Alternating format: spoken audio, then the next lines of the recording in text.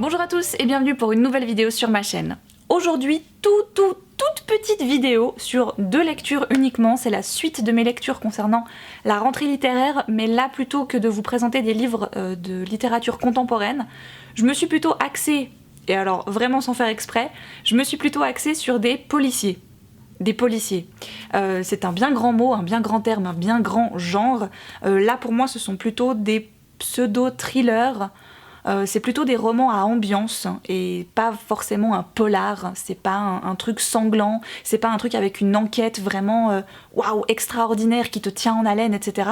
Je vous fais cette vidéo avec uniquement ces 2 titres parce qu'en fait, après avoir lu ces 2 livres-là, je me suis directement engagée dans le Pumpkin Autumn Challenge et ça du coup c'est des livres que je vous présenterai à part dans une vidéo spécialement dédiée au challenge. Je commence par vous parler de Notre part de cruauté de Araminta Hall. On va rencontrer Mike, et Mike revient de 1 année, 6 mois des États-Unis. Il a été trader, c'est un mec qui a vécu une histoire très passionnelle, très fusionnelle avec Verity, sauf qu'il y a 6 mois, Verity l'a quitté, parce qu'elle a appris que Mike l'avait trompé aux États-Unis. Mais 6 mois ont passé, il revient vivre en Angleterre, il a trouvé un nouveau job, il s'est acheté un nouvel appartement tout beau, donc on va dire qu'à première vue sa vie est plus ou moins plaisante. Tout va bien dans le meilleur des mondes, enfin presque. Parce qu'un beau jour arrive dans sa boîte aux lettres une invitation à un mariage, et pas n'importe quel mariage, le mariage de Verity. Alors là, c'est un petit peu la cerise sur le gâteau, hein, le coulis de chocolat sur le sundae, la goutte d'eau qui fait déborder le vase, tout bêtement, parce que pour lui, c'en est trop. Hein. Jusqu'à présent, il pensait simplement que la distance entre lui et Verity, c'était une façon de le punir. Il s'était dit, j'ai merdé, j'ai fait une grosse connerie aux États-Unis.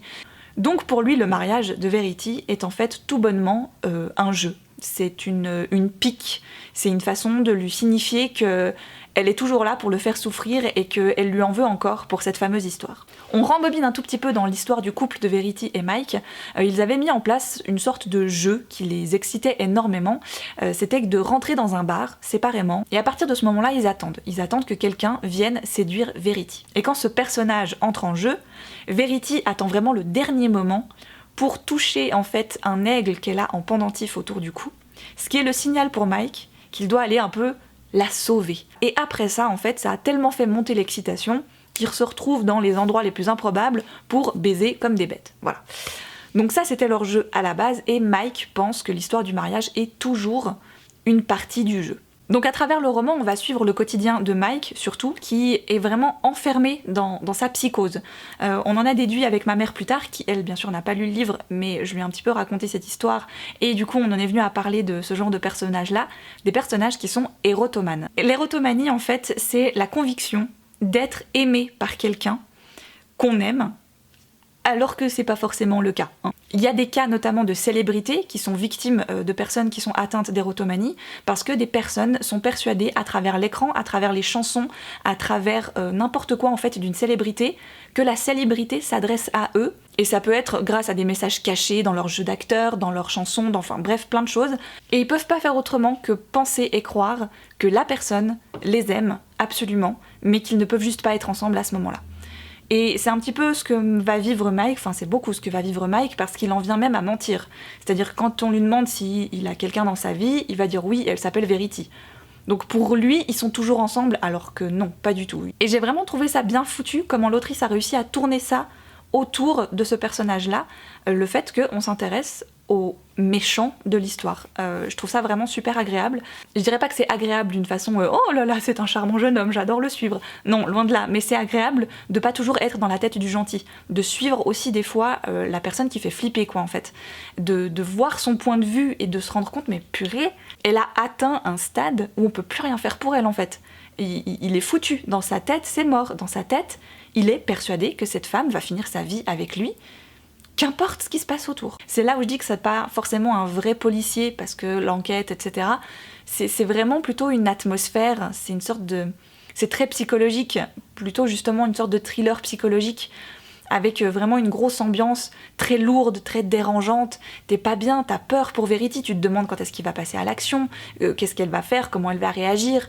Je pense pas que c'est un roman qui va rester gravé dans ma mémoire, mais j'ai passé un bon moment, et surtout j'ai beaucoup aimé le fait d'avoir ce genre de personnage mis en avant, mais de façon tellement malsaine et dérangeante que à aucun instant, à aucun moment, Mike n'est désirable.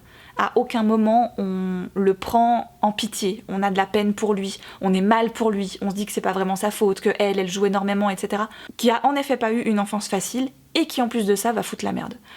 Donc on n'est pas du tout là pour excuser son comportement, on n'est pas du tout là pour le rendre sympathique. On commence vraiment à en avoir peur. Et le pire, c'est d'être dans sa tête tout du long. Celui-ci, je pense par contre que ça doit très certainement être mon coup de cœur de la rentrée. Mon territoire de Tess Sharp. Quand elle avait 8 ans, Harley a vu sa mère mourir dans l'explosion d'une maison. Après ça, elle a vu son père tuer un homme. Et c'est à peu près à ce moment-là que sa vie a radicalement basculé. Elle se rend compte qu'en fait, son père est un baron de la drogue d'absolument tout le comté où ils vivent, et qu'en face, il y a une famille rivale qui veut leur voler des terres, qu'il y a des bisbilles entre les deux, qui veulent plus de terrain, plus de machin, etc. Bref, c'est le bordel, hein. C'est à partir de ce jour-là que Duke McKenna décide de faire de sa fille une véritable bête, une nana super forte, super maligne, qui un jour reprendra l'affaire familiale, parce que c'est une McKenna, et qu'elle aura pas le choix. Donc il la forme à son image pour qu'elle soit utile à son business, il lui inculque les valeurs de la famille, mais bien sûr ce que Duke McKenna ne sait pas concernant sa fille, c'est que quand elle aura la vingtaine, elle va décider de tout changer. Je trouve que c'est un roman qui met beaucoup de temps à se mettre en place. Un chapitre sur 2, on est dans le passé de Harley. On va donc partir de ses 8 ans jusqu'à ses 20 ans, et ça va être entrecoupé de moments marquants durant son enfance et son adolescence. Et les autres chapitres concernent le présent, qui se déroule en 48 heures, je dirais, plus ou moins, où c'est vraiment hyper haletant. Il se passe tout le temps des choses nouvelles qui vont faire que Harley n'a pas le choix de faire ce qu'elle a à faire. Et c'est vraiment un plan qu'elle a pris du temps à mettre en place et qu'elle décide de mettre en route maintenant. Il y a vraiment énormément de choses que je pourrais vous dire sur ce bouquin. Il y a toute une partie d'ailleurs de l'histoire que j'ai pas mentionnée. C'était un petit peu fait pour, voilà, parce que j'avais pas forcément envie de tout vous dire. Je vais plutôt en venir au fait pourquoi c'est un coup de cœur. Pourquoi c'est un coup de cœur? Parce que déjà son personnage m'a tout de suite plu. J'ai aimé ce personnage qui, ok, ben oui, elle a eu une enfance de merde, ça n'a pas été facile, elle a vu sa mère mourir, son père l'a entraînée à être une tueuse, l'a surprotégée, lui a matraqué la tête. Ah, tu dois être comme ça, les règles de la famille c'est ça, tu devras faire ça quand tu seras plus grande, il faut toujours surveiller tes arrières, etc. etc. Vraiment, il lui a complètement bourré le crâne de tellement d'horreurs et de trucs qu'elle devra faire, auxquels elle devra penser, etc. que n'importe qui aurait pu devenir complètement taré et péter un câble et faire n'importe quoi. Soit se suicider, soit faire des conneries, ou alors encore juste suivre la voie que son père avait tracée pour elle, et puis pas regarder ailleurs et se dire c'est comme ça que ça fonctionne, c'est comme ça que papa m'a dit de faire. C'est pour ça que j'ai aimé Harley, c'est qu'elle n'est aucune des trois. Elle ne va même pas essayer d'attenter à ses jours, et les rares fois où elle a fait une connerie parce qu'elle n'a pas assez surveillé ses arrières ou quoi que ce soit, ça lui a fait une leçon pour la suite, et surtout ça lui fait une leçon pour ce fameux plan qu'elle doit mettre en place. Et surtout, elle n'a pas décidé de suivre la voie que son père avait tracée pour elle, au contraire, elle a décidé de radicalement bifurquer, voire même de faire demi-tour. J'ai adoré que ce personnage soit pas juste le personnage fort que t'attends dans un bouquin parce que c'est une héroïne, donc il faut qu'elle soit forte, donc il faut qu'elle soit indépendante, etc. C'est un personnage malin. Elle réfléchit et elle a toujours au moins 4 coups d'avance. C'est un personnage qui a des faiblesses et qui va jouer sur ses faiblesses en fait. Elle sait qu'elle peut pas faire comme les autres, qu'elle est entourée de mecs qui la prennent pas au sérieux, qui pensent que c'est une enfant pourri gâtée, qui de toute façon va recevoir l'entreprise familiale parce que c'est la fille d'eux, et ben en fait elle va montrer autre chose. Elle va jouer sur les peurs des gens, sur leurs faiblesses à eux, en mettant ses faiblesses à elle en avant. Les autres personnages masculins notamment qu'il y a autour d'elle sont très importants, parfois sont très clichés, mais je pense que le cliché avait besoin aussi d'être là pour pouvoir servir la cause du personnage. Non, franchement, j'ai trouvé que c'était hyper agréable à lire. Et on sent vraiment cette atmosphère de petits endroits, de petites villes où tous les gens se connaissent. Mais les gens savent à qui il faut lécher les bottes, qui c'est qu'il faut éviter absolument, t'es dans quel camp, à quel moment est-ce qu'on ne fait que se toiser du regard et on portera jamais la main l'un sur l'autre, mais par contre on va 20 cm plus loin et là par contre on peut se foutre dessus.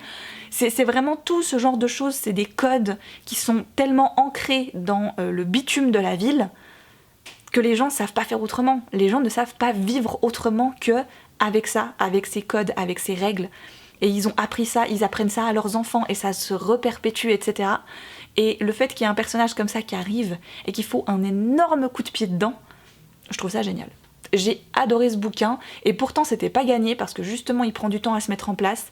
C'est assez long à démarrer toute l'histoire, il n'y a jamais de moment culminant en fait dans le bouquin. Mais c'est juste, c'est dense. C'est dense et c'est un peu poisseux comme ça, tu sais, t'as l'impression d'avancer dans un truc qui te retient, comme dans du chewing-gum, c'est opaque, un peu comme ça. Mais j'ai trouvé que c'était un super roman. J'avais jamais lu de Tess Sharp parce que le précédent qu'elle avait fait, c'était un livre young adulte et qui était sorti au moment où je lisais déjà plus trop de young adulte. J'avais pas du tout d'a priori la concernant parce que comme je connaissais pas sa plume de toute façon, je pouvais pas dire si elle était mieux en jeunesse ou mieux en adulte, mais visiblement, en adulte en tout cas, elle se débrouille très très bien. Bah c'est déjà fini. Ah oui, j'avais que 2 livres, vous étiez prévenus en même temps, hein. On pourrait pas dire que j'ai menti sur la marchandise. Sur ce, comme toujours, je vous embrasse très fort, je vous souhaite de merveilleuses lectures, et je vous dis à une toute prochaine. Et là arrive le temps de la miniature, où je sais jamais quoi faire, comme tête.